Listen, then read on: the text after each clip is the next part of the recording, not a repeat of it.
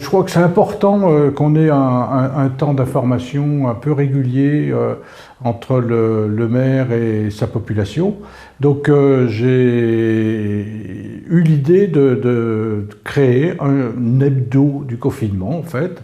Donc j'ai commencé la semaine dernière à écrire au bout d'un mois de confinement, qu'est-ce que ça donnait, et puis on va essayer de tenir ça un peu toutes les semaines. Donc une autre façon de garder le lien avec la population qui, bien que confinée, a envie d'avoir des informations sur ce qui se passe dans la commune. Donc qu'est-ce qu'il y a à dire cette semaine? Tout d'abord, on entend, depuis le début d'ailleurs de cette pandémie, on entend parler des masques. Vous n'êtes pas sans savoir qu'il y a eu 280 000 masques commandés par la Carène, payés en partie par la Carène, payés en partie par la commune, et puis le département, lui, de son côté, a commandé également des masques pour la population. Ce qui veut dire que la population devrait bénéficier, au plus proche du 11 mai, devrait bénéficier de masques, de 3 masques, en fait, gratuits. Il y en aura peut-être d'autres par le gouvernement, on ne le sait pas. Et puis après, de toute façon, il y en aura qui seront achetables à la pharmacie ou dans les bureaux de tabac. Comment ils seront distribués? Pour le moment, on est en train de travailler la question. Ce n'est pas simple. D'ailleurs, aucune mairie pour le moment a résolu la façon dont elle allait distribuer les masques. Donc, dans les jours qui viennent, peut-être au prochain hebdo du confinement, au 3e, on pourra dire comment on distribue les masques. En plus de ces masques-là, on a des couturières bénévoles qui se sont engagés. Alors il y a des élus, mais il y a aussi l'association Phoenix Danse, l'association Loisirs Création, qui se sont mobilisés puisqu'ils faisaient des costumes, ils faisaient des créations souvent tissues. Donc ils se sont mobilisés pour faire des masques aussi, avec un objectif 1000 masques à remettre là aux personnes qui auront des difficultés à racheter des masques. Et donc qui seront donnés plutôt au CCAS, mais qui sont donnés aussi dans les réseaux que l'on a. Donc 1000 masques, elles ont fait, ces couturières ont fait aussi des surblouses pour l'hôpital.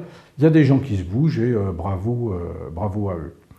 Et puis la vie, elle continue. Le marché continue, peut-être y aura-t-il dans une semaine un primeur. Les ramassages de déchets ménagers vont se faire. Alors les poubelles jaunes, ça va être, enfin c'est pas déchets ménagers, les poubelles jaunes c'est tout ce qui est plastique, carton, etc. Vont reprendre leur tournée à partir du 4 mai. Et puis beaucoup de gens posent des questions sur les déchets verts. Donc les déchets verts, il y aura une possibilité dès le 29 avril à Cunex, sur rendez-vous, attention, il faut bien prendre rendez-vous avant pour que ce soit bien régulé.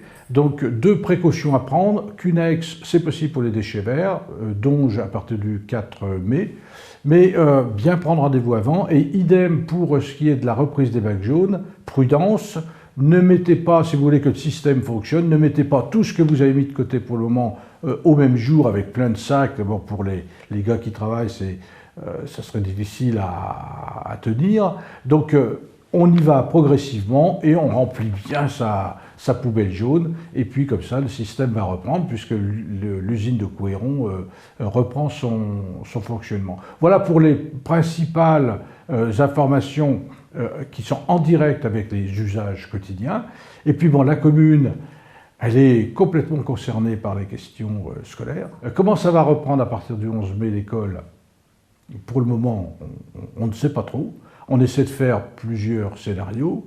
On sait que la première reprise avec quelques classes, ça doit être à peu près possible. Avec tout le monde, pour le moment, c'est vraiment une grosse question. On ne sait pas comment ça va se faire.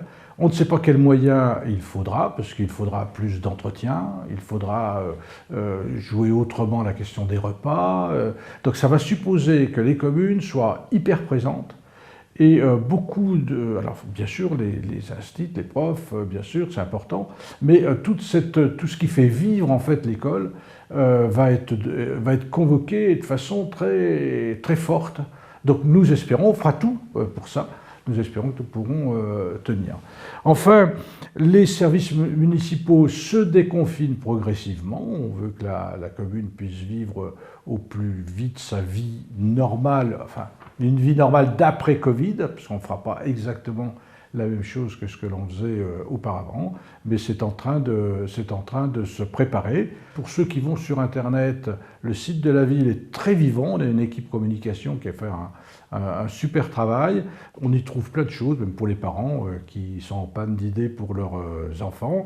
Les services de la ville régaliens, tels que l'état civil, en cas de décès, en cas de naissance, etc., continuent de travailler par téléphone d'abord et s'ouvriront en partie vers le 11 mai. La vie reprend prudemment. On veut préserver votre santé, on veut préserver la santé des agents et on souhaite que demain, chacun fasse attention à son voisin, fasse attention à tenir les gestes barrières et à partir de là puisse de nouveau rencontrer du monde, reprendre une vie à peu près normale, mais une vie avec plus de précautions, quoi. Donc, bonne reprise et puis au prochain hebdo.